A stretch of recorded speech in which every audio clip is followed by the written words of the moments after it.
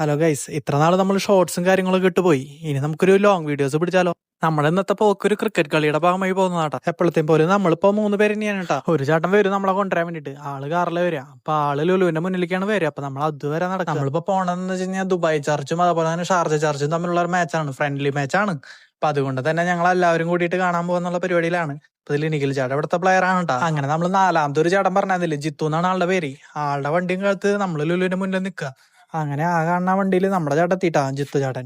അപ്പൊ ആളുടെ വണ്ടിയിലാണ് ഞങ്ങളുടെ ഇന്നത്തെ പോക്ക്. അജ്മാനാണ് സ്ഥലം വരുന്നത്. ഞായറാഴ്ച ആയതുകൊണ്ട് തന്നെ ചെറിയ ബ്ലോക്ക് ഒക്കെ ഉണ്ടായിരുന്നു. അങ്ങനെ ഞങ്ങൾ ലാസ്റ്റ് സ്ഥലത്തെത്തി. സ്ഥലം നോക്കിയപ്പോ ആകെ ടർഫ്, എവിടെ നോക്കിയാലും ടർഫ് തന്നെ. സംഭവം നമ്മുടെ നാട്ടിലത്തെ ടർഫ് പോലെ തന്നെയാണ്. പക്ഷെ എന്നിരുന്നാലും ഇവിടുത്തെ ലൈറ്റ് ആംബിയൻസും കാര്യങ്ങളൊക്കെ വരുമ്പോൾ കുറച്ച് ഡിഫറെന്റ് ആണ്. ഇത് ഫുട്ബോൾ ടർഫ് ആട്ടോ. നമുക്ക് പോകേണ്ടത് ക്രിക്കറ്റ് ടർഫിലേക്കാണ്. നമ്മൾ അവിടെ നിന്ന് വീണ്ടും നടക്കേണ്ടി വന്നു. ഇതാണ് നമ്മുടെ ടർഫ്, കർവാൻ സ്പോർട്സ് ക്ലബ്ബ്. ഇതെന്ന് പറഞ്ഞു കഴിഞ്ഞാൽ സ്റ്റേഡിയാണ്. അതായത് 2 ഗ്രൗണ്ട് ഉണ്ട് ഇതിനുള്ളിൽ തന്നെ.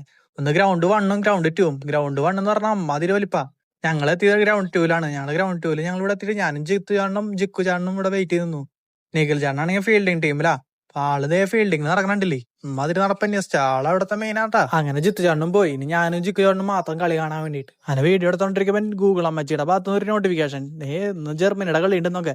അപ്പൊ അതുകൊണ്ട് തന്നെ ഞങ്ങൾ ജർമ്മനിയുടെ കളി കണ്ടു. ചറപ്പറ ഗോളുകളായിരുന്നു. 7ാമത്തെ ഗോൾ കണ്ടപ്പോ എനിക്ക് മനസ്സിലായി ഇത് ഞങ്ങൾക്ക് ലൂക്കാന്ന്. അങ്ങനെ ആ കളി വേണ്ടാന്ന് വെച്ചു. ഇനി ഈ കളിയാണ് അടുത്ത ഇറങ്ങണത് നിഖിൽ ചാണനാ. നിഖിൽ ചാട്ടൻ പോണ പോക്കും വരണ പോക്കും ഒരേപോലെ തന്നെയായിരുന്നു. കാരണം പോയതുപോലെ തന്നെ ആള് തിരിച്ചു വന്നു. കാരണം അമ്മാതിരി ബോളിംഗ് ആയിരുന്നു അവര് പിടക്കുണ്ടായിരുന്നു. ഇനി അടുത്ത അവസരം നമ്മുടെ ജിത്തു ചേട്ടനാണ്. ജിത്തു ചേട്ടൻ അവിടെ നല്ല പൂശിണ്ടായിരുന്നു. ബോംബ് 12 നല്ല വിശപ്പുണ്ട്. സംഭവം കണ്ടില്ലേ, മഞ്ഞാന്ന് വിചാരിക്കും, പക്ഷെ മഞ്ഞൊന്നല്ല, ഹ്യൂമിഡിറ്റി. അവിടെ ഒരു സ്വിച്ച് ബോർഡ് ഉണ്ടായിരുന്നു കേട്ടോ. അതുകൊണ്ട് 2 തിരിച്ച് അവിടെ ഇരുന്നു. അങ്ങനെ കുറച്ച് കഴിഞ്ഞപ്പോ കളി കഴിഞ്ഞു. കളി കഴിഞ്ഞത് ഞങ്ങൾ എല്ലാവരോടും യാത്ര പറഞ്ഞ് ഞങ്ങൾ അവിടെ നിന്ന് തെറിച്ചു. കാരണം നല്ല വിശപ്പുണ്ടേ.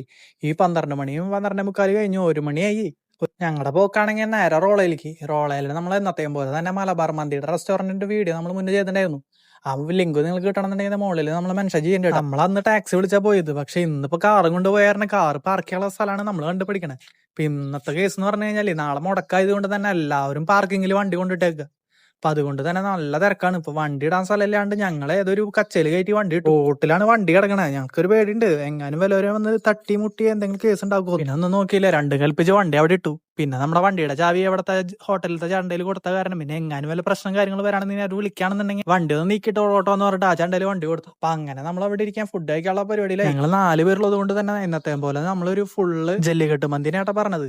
കാരണം ഈ ജിത്തു ചേട്ടൻ ഇവിടെ ജല്ലിക്കെട്ട് മന്തി കഴിക്കണത് ആദ്യം. അപ്പൊ അവിടുത്തെ വിശേഷങ്ങളും കാര്യങ്ങളൊക്കെ പറഞ്ഞ് ഞങ്ങൾ അവിടെ നിന്നിട്ട് അവസാനം മന്തി എത്തി. മന്തി ഇപ്പൊ ലാസ്റ്റത്തെ പീസാണ്, കാരണം ഞങ്ങളാണ് ലാസ്റ്റ് കസ്റ്റമർ.